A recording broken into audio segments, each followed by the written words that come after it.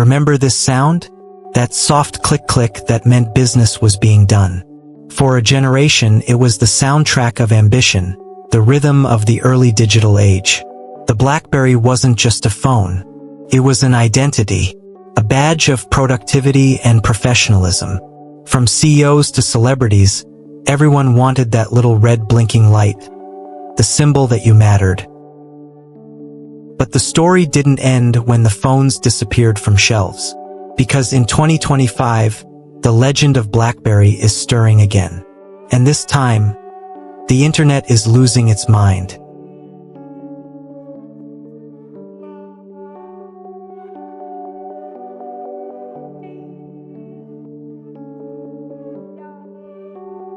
To understand the passion, you have to remember what BlackBerry was. Before the iPhone, BlackBerry was the smartphone. At its peak, it captured a massive chunk of the US market, around 43%. It was a status symbol, a productivity powerhouse, and a cultural icon. The physical keyboard wasn't just a feature. It was the entire experience. It was about precision, speed, and firing off emails without your thumbs covering half the screen. BlackBerry was laser-focused on business, security, and communication. It wasn't trying to be an entertainment device. It was a tool. But that singular focus became its fatal flaw. When Apple unveiled the iPhone in 2007, BlackBerry's leadership pretty much shrugged. They saw it as a consumer toy, not a serious business tool, completely missing that the worlds of work and play were about to collide on a single screen. They underestimated the power of apps and the allure of a big, beautiful touchscreen. BlackBerry tried to play catch-up, of course. We got the BlackBerry Storm, their first touchscreen attempt, which was a critical failure. We got BlackBerry 10, a modern operating system that was too little, too late. And then came the comeback attempts. BlackBerry licensed its name to other companies. TCL gave us the Keyone and Key 2, which were praised by keyboard loyalists but failed to make a real dent in the market. Then, in 2020, a Texas startup called Onward Mobility promised a new, 5G-enabled BlackBerry. Hype built, fans held their breath. And then crickets. After missed deadlines and growing skepticism, Onward Mobility officially announced it was shutting down in early 2022, killing the project and crushing the hopes of fans once again. It felt like the final, painful nail in the coffin.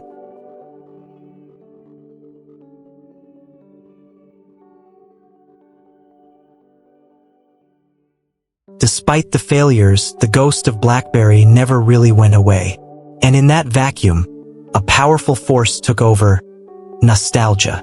This brings us to the great debate that's exploding online right now. On one side, you have the believers. These are the people who still swear by the typing accuracy of physical keys. They're tired of the glass slab monotony, the constant typos, and the frustrating autocorrect fails. For them, a physical keyboard isn't about living in the past.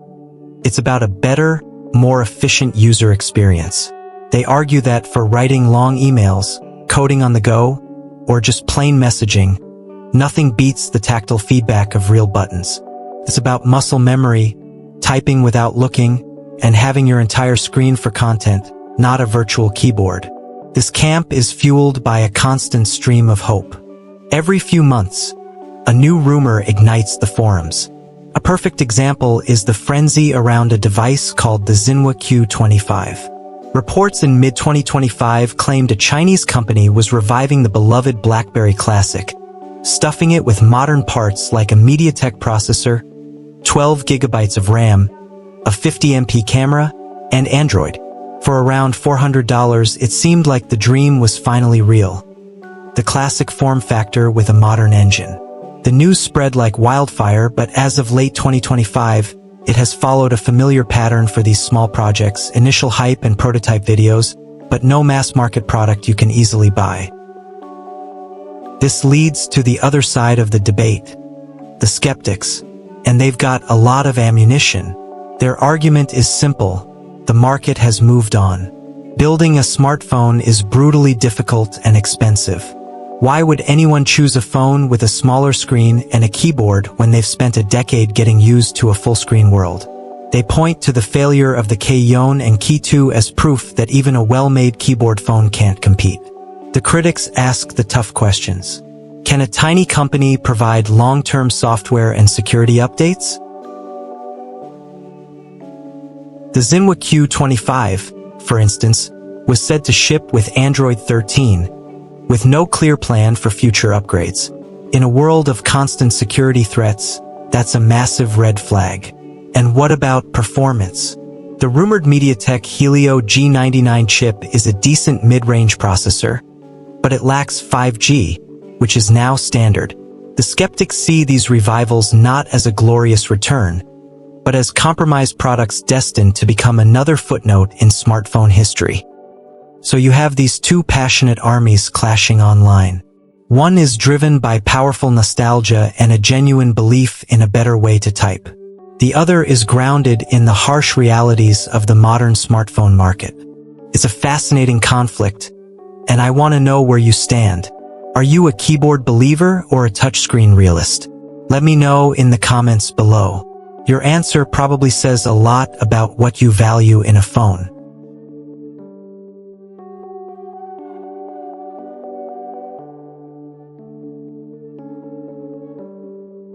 But this isn't just about keyboards anymore.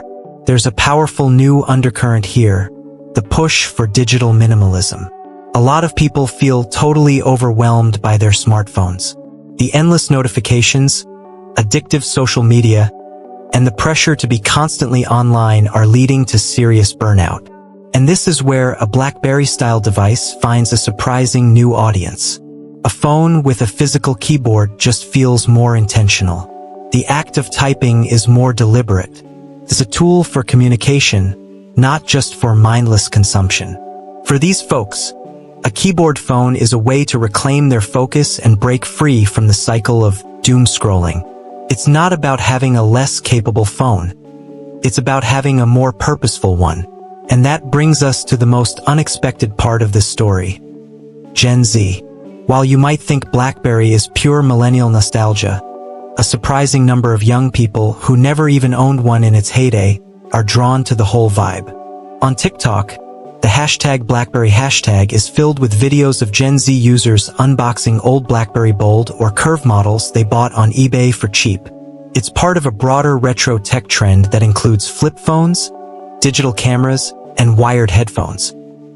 Part of it is the Y2K aesthetic, but it's also a rebellion against the hyper-connected world they grew up in. Using an older, simpler device is a way to disconnect and be more present. These phones are conversation starters. They're unique, and they signal you're trying to be less distracted. So while older fans want a new BlackBerry for productivity, a younger generation wants it for the exact opposite reason: to be less productive and more present in their actual lives.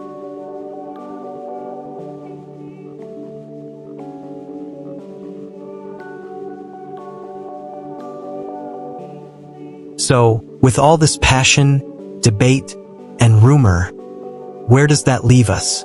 Is the BlackBerry actually back?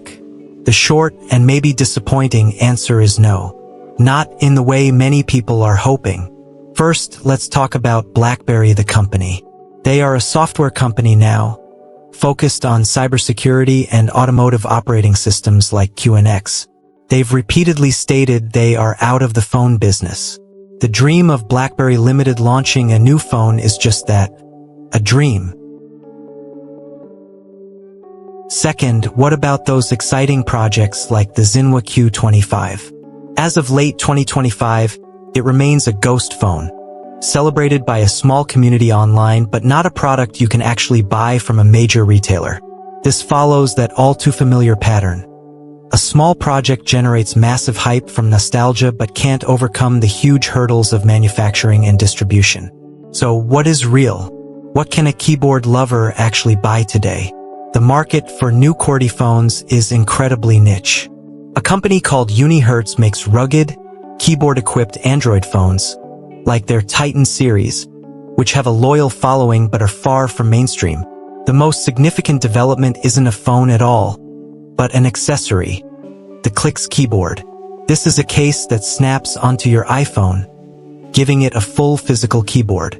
It's a clever idea that accepts the reality of the market. People aren't giving up their iPhones, but some will pay a premium to improve the typing experience. Reviews are generally positive about the tactile feel and the freed-up screen space.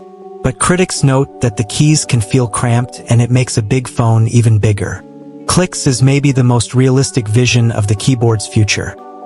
Not as a standalone device, but as a modular add-on for the phones we already have.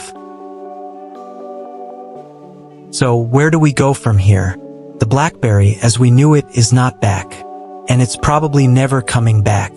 The failure of onward mobility proved just how hard it is to launch a new smartphone, even with a beloved brand name. The constant, unsubstantiated rumors show us that the desire for a comeback is incredibly strong, but the execution is another story entirely. The debate freaking fans out online isn't really about a specific new phone. It's a proxy war for something bigger. It's a clash between nostalgia and progress, between tactile control and the convenience of an all-screen world, between a yearning for focused work and the reality of our distracting digital lives. The rise of digital minimalism and the surprising interest from Gen Z prove that the core ideas BlackBerry stood for, purposeful communication and breaking from the norm, are more relevant than ever. But the future of the physical keyboard probably doesn't look like a reborn BlackBerry. It looks more like niche devices from companies like Unihertz and clever accessories like the Clicks keyboard. It's a compromise, a fusion of old and new. The king is dead, but the keyboard lives on. Now I have to turn the final question over to you. What does the future of the physical keyboard look like?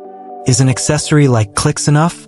Or are you holding out for a true, dedicated keyboard phone? Let me know your thoughts in the comments below. And if you want to keep following this story and see what happens next in the world of niche tech, make sure to subscribe and hit that bell. Thanks for watching.